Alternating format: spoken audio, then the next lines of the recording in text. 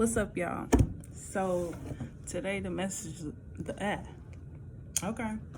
So today the message is about mastery of self. Getting yourself under control, being disciplined enough to discipline yourself. So it's like a lot.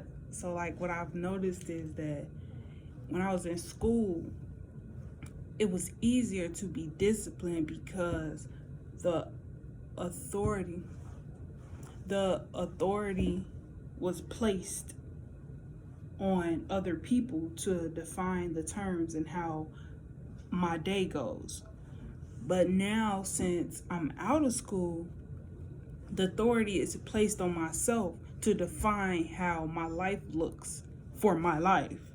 It's actually kind of decent to like just take the observer role and really take heed to the lessons and blessings of life and really pay attention to how you show up for yourself, the things that you do, and how you put things in place for yourself.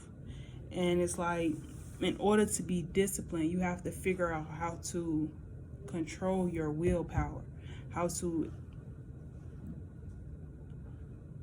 make room for the things that ignite your passion, and spend less time on the things that don't. Spend less time with your distractions. Starve out your distractions is a better word, is a better phrase to say. I heard I think of Cat Williams when I say that, when he said like the thing is about a toxic woman, you gotta starve that out. So it's like he said his scenario was the women that like to watch serial killer documentaries and stuff before bed. He said turn on cartoons and see how she changed. And you have to do that same exact thing with your distractions. So if you know, like, you like to watch a whole bunch of shows, you have to literally put your foot down and tell yourself like, nah, that ain't happening. This is what you gonna watch. This is what you gotta do. If you gonna watch that, then you gotta do this when, like, for instance, perfect example. So I'm doing this challenge. I'm not gonna say what the challenge is until I finish the challenge, but I'm doing this challenge that I have to do every day for the next so and so days. And in me doing that, yes, I get to watch what I want to watch, but I cannot binge watch what I usually do when I be binge watching out a whole bunch of stuff. I can't do that because I have to save my mental space for the challenge that I challenged myself to do.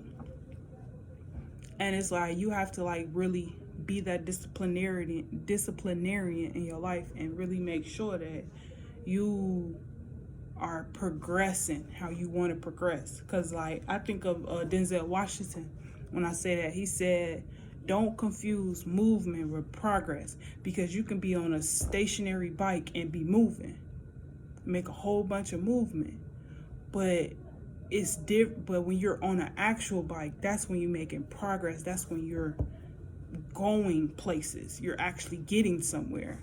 And it's like you can't confuse movement with progress. You have to figure out exactly what's keeping you stationary and what's kinetic energy and what's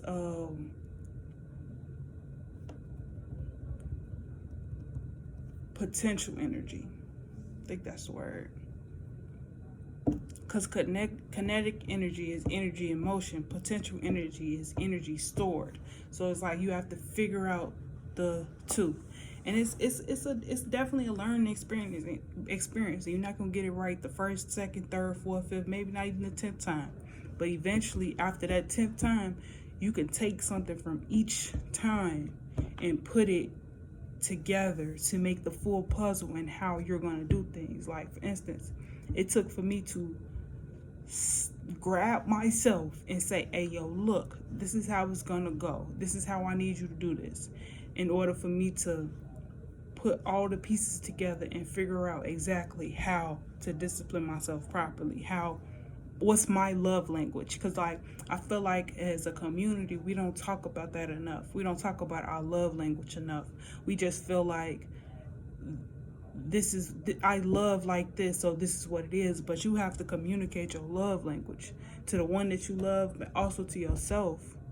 Like, in order for someone to love you properly, you have to communicate your love language. In order for you to communicate your love language, you have to introduce that to yourself first. And if you never even heard of the term, then you have to learn that language. Just like in Spanish class, like I took Spanish for 3 years, and I can say beso mi culo. And I learned that from Google. I ain't even learned that from Spanish. But also, it took me 3 years for me to be able to count in Spanish. It took me 3 years I don't think I could say the ABCs, but I can count. It took me 3 years to learn that part of the language. So it's in different greetings and stuff. So it's like, it takes time. It takes you to do your due diligence and really take time and pay attention to how you expressing yourself, how things are going, in order for you to understand the language properly. And that goes back to what I'm saying, like,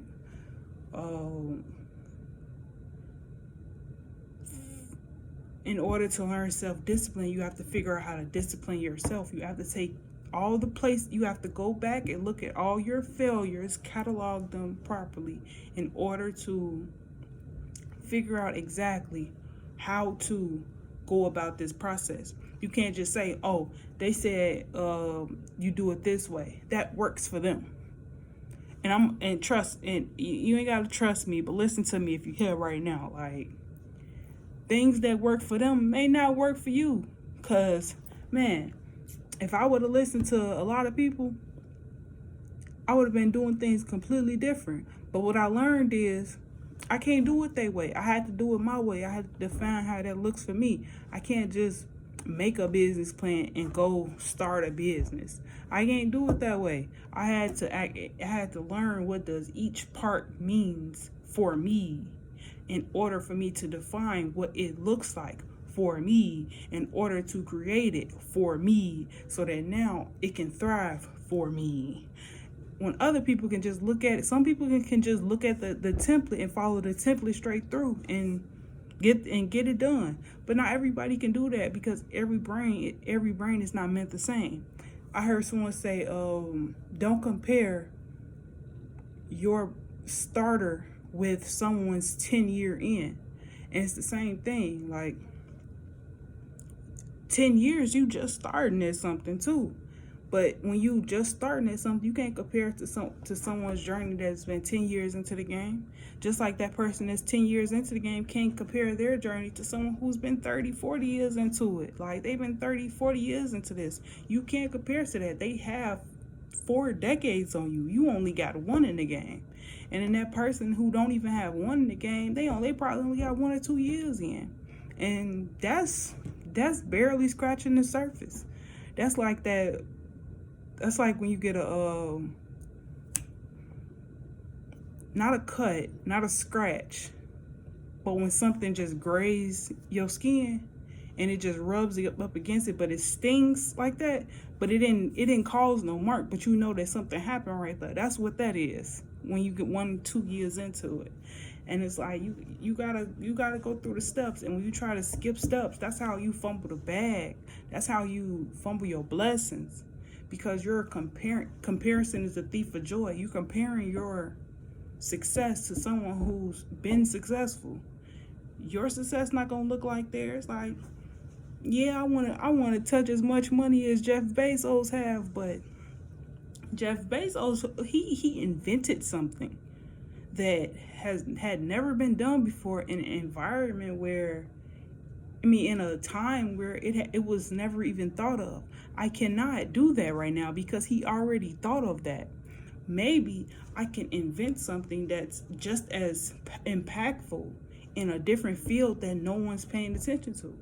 That may be my destiny, but I can't compare my journey to his because he from an entirely different time than me. He had a totally different experience than me. So it's like, it's all about the love language that you see for yourself. Get out of that fear mindset. Live in your abundance. shoulder your wealth. That's a cool term. I like that. I think that's what I'm going to title this video, shoulder your wealth. In order to shoulder your wealth, you have to define what does wealthy means for you. Like it's a process, and it's worth living. It's all about what you choose to do for yourself, what you choose to see for yourself. It's just that simple. Don't think too much into it. Don't think too less into it.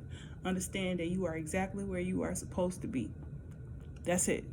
That's the message. Peace and love.